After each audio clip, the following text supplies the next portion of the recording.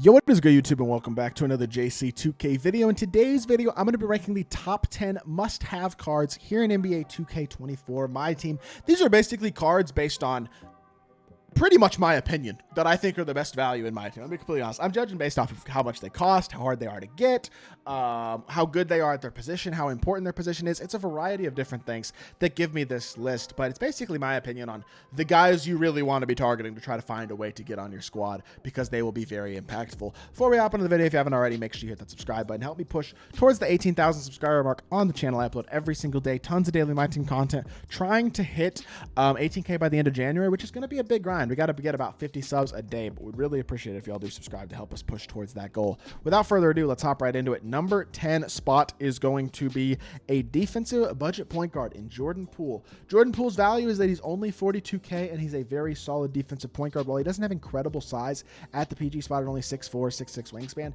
10 hoffs include blinders, deadeye, handles for days, hyperdrive, challenger, interceptor, off-up has pick dodger, workhorse, gold clamps, glove, pogo stick, silver menace. He's not a bad defender. He's a really solid all-around statistical defender as well. He gives you better defense than almost every other point guard in the game while still being really good offensively with silver limitless, pretty decent slashing, really solid playmaking and shooting ability, and just overall a lot of versatility. And while he is probably also the worst card on this list, for 42 KMT, he can hold it down against top PGs in my team, and I think that makes him really, really valuable to start this list off. Speaking of valuable, but also toward the bottom of this list at point guard is Luka Doncic. The thing about Luka is he's so expensive. 262,000 MT for this card is a lot of MT to spend on one player, but he is the best defensive point guard. Well, maybe not the best all-around defensive point guard in the game. The ability to guard in the interior and the size, though, combined with the defense, makes Luka my favorite point guard in the game right now. I understand he's very expensive, and also I don't think offensively he is exceptional. I know his playmaking shooting badges are quite good. Even the finishing badges are pretty good as well.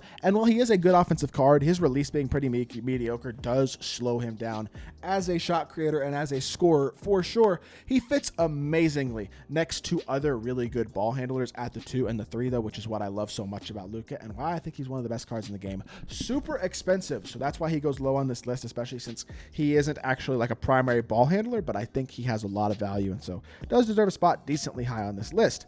Okay, at number 8, I think this one is going to be a bit debatable, I'm not going to lie, but I'm going to go with Victor Wembanyama. I know he's the best center in the game, but he's pretty darn expensive.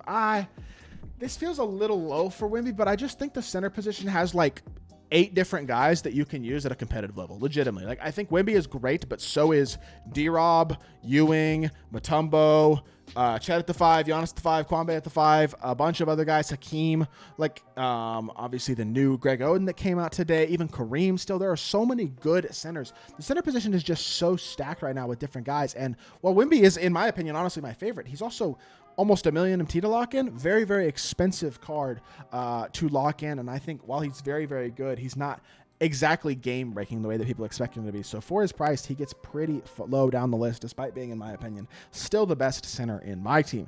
At the number 7 spot, I'm going to go with Jimmy Butler. Jimmy's value is that he's free and he's still very good at shooting guard. He's a top, I would say, 2 or 3 shooting guard in my team still. I love his playmaking ability and his slashing combined with the ability to still shoot the ball at a high level, get every single badge. Defensively, very, very good. Although I did put Pro Pass Jimmy here, and he's actually technically going to cost you at least $5 to get, or at least $10, I guess. So he's not actually free, but the Pro Pass is the best value thing you could buy in my team. I'm not going to lie. If you're going to spend any money on the game each season, it should be on the Pro Pass and get to level 40. That'll get you the best value you're going to get for your money. Regardless, I think as a whole, Jimmy is definitely the, I mean, he's an amazing, amazing level 40 card. There's no doubt about it. Really versatile, really good. And that is his best value, is being so attainable and so good at that position. So a top 7, I think, is fair. It's not the most important position or the most important skill set again, but I still think he's a very, very good card with amazing value.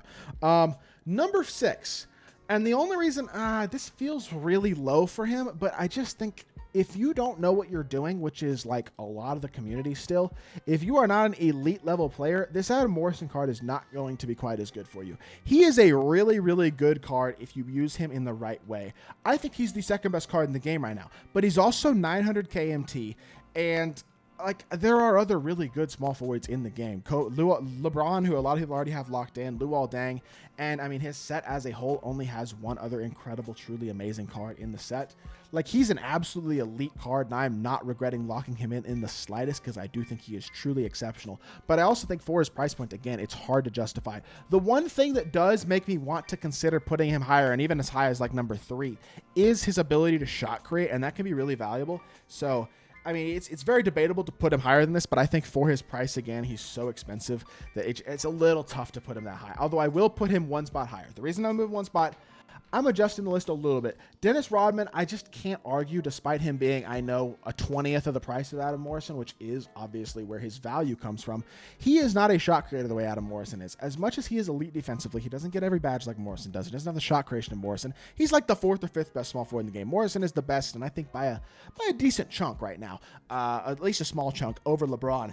So to me, like, I'm going to give Morrison the edge. His value as a shot creator is a little more than I think Dennis is as a defender, even though Dennis is one of the most impactful defenders in the game. Great standing dunker, and with its Evo is an amazing shooter as well. I think number 6 is very fair, especially because the skill set he's providing, again, is mostly defense and size and physicality, which is more the Jimmy Butler, Luka skill set as well. That's also lower on the list. At the number 4 spot, though, a little bit more important, I think also for his value, is Dikembe Mutombo. His ability to compete at a very important position for 42K MT. The cheapest budget center in the game at the most important position is 7'2", 7'6" wingspan, 84 3-ball. Really good ability to actually stretch the floor. Very good dunker as well, and defensively amazing. He's one of the most impactful and good defensive cards in the game, and offensively he is certainly really, really good as well. I'm a very, very big fan of Dikembe Mutombo as an overall card, and I do believe he is a top, like, I mean, he may not be higher than the 6th or 7th best center in the game, but at the position, I just think his value is really, really high, considering it is an important position. His ability to compete against every single one of them on the defensive end of the court, I just think it's a little more valuable than the wing defense that guys like Rodman, Butler, and Luka provide. At number 3, this is, again, tough. I feel like the top, it becomes a lot of opinion. I'm going Kwame. I think Kwame for 150K is just such a good card. At power forward or center, he's such a great interior player in terms of his base badges and stuff and how good he is. Obviously, having a movable enforcer, anchor, brick wall is huge. Those are probably my 3 favorite badges for an interior player to have. Also has half big driver, a bunch of dunking badges, but he's got good speed, a good enough 3-ball rating, high enough ball handle rating where with a shoe and Coach D'Antoni, he can burst. And his movement and shooting is so good for a power forward center. He is such a versatile big. I legitimately think he might be the best. I mean, you could make the argument he's the best power forward in the game. For 157,000 MT, and the versatility that he gives you offensively, being able to shoot the ball as well as he can and shot create as well as he can, the power forward position has gained 2 unbelievably elite cards in the last week, one of whom we're about to talk about. But Kwame is one of them, and I think for his price, he's just so good at his position and such a game changer that he's got to be very high. I put Kobe at number 2. Yes, I am fully aware Kobe is the most expensive card in the game this year. He is also the best card in the game. And I know I said Adam Morrison's best card in the game. I still think it's probably Kobe. Just because his release is so good. He is so complete stat and badge-wise. So elite in every single aspect. There is nothing Kobe does not do at an incredibly high level on the court right now. I guess his weakest attribute would just simply be that he's only 6'6", so he's not going to stop the biggest bigs in the interior or anything, but he'll still get you fluke stops on the interior as well. His shot creation is exceptional. His release is very much among the very best in the game, and he is so complete and so good badge-wise, stat-wise, animation-wise, everything. I love Kobe. He's my favorite shot creator in the game, my favorite card in the game, and even though he's so expensive, I'm still putting him really high. Number 1, though, Chet Holmgren, a 3-hour grind for the best, most versatile big man in my team right now. This is the best free card that has been dropped all year. He's a top 3 to 5 card in the entire game, regardless of your opinion on him. And he's so easy to get. 200 blocks is so simple, especially if you do actually intentionally grind towards those blocks. It literally will take you 3 hours. He's so complete statistically in terms of his shooting, playmaking, and finishing badges.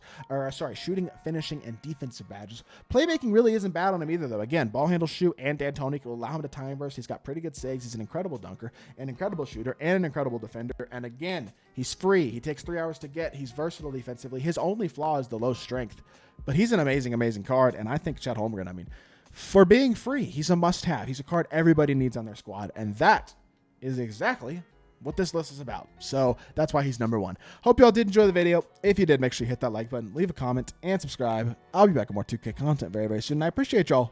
Peace.